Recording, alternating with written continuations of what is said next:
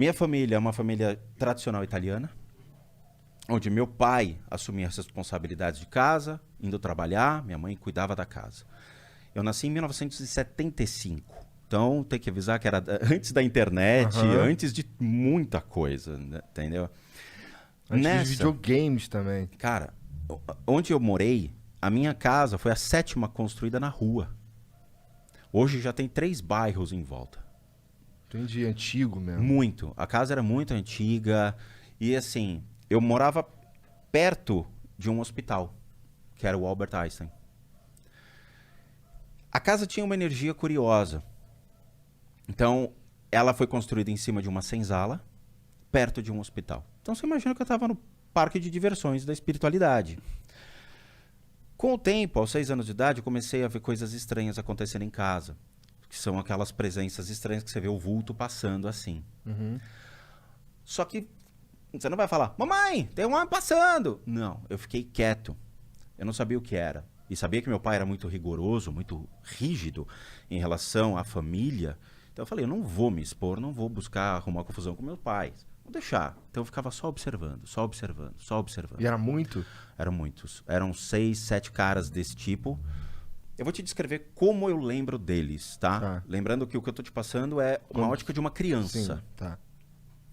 2 metros de altura, mais ou menos uma largura de 1,5 metro, com os olhos vermelhos. Acompanhava meu pai.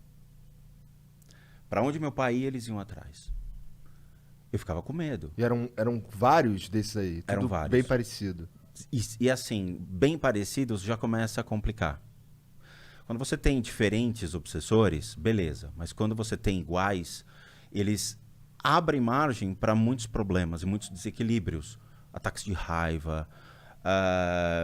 Depende muito da maneira como eles se conectam, mas pode levar uma pessoa a ter surtos emocionais. Entendo. Tá? E eu vou te explicar muito legal todo esse conceito.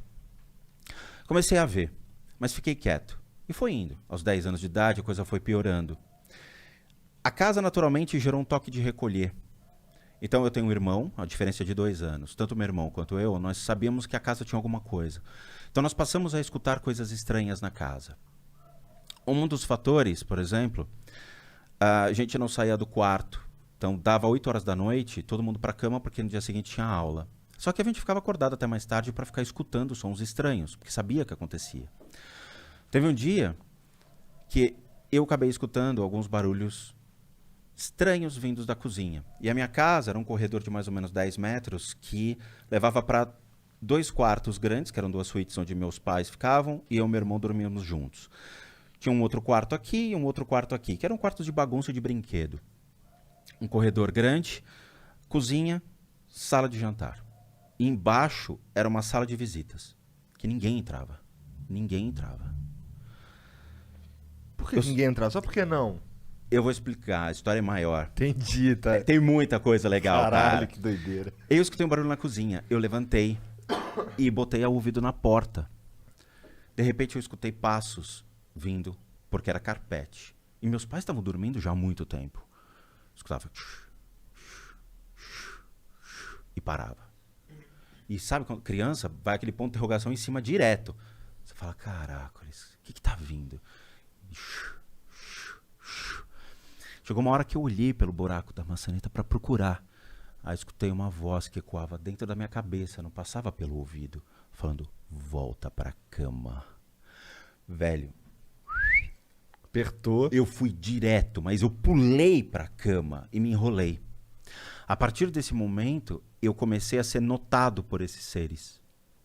Então, todas as vezes que eu passava pelo corredor, dava para vê-los entre os quartos, observando quem passava pelo corredor. Eles estavam esperando meu pai. E o pior é que, assim, eles saíam no momento em que meu pai entrava em casa. Então, eu sabia que meu pai estava chegando quando eu via a movimentação desses seres. Caralho, cara. Que loucura. Era incrível. Era algo que você sempre os via. Sempre. Se você tava em casa, você tava vendo esses troços. Sempre. Só que em contrapartida também tinha coisas estranhas que aconteciam. Então uma vez, era altos e baixos. Tinha o dia que eu via, tinha dia que eu não queria vê-los e eu me distraía com outras coisas. A distração da mente faz com que você não perceba mais eles.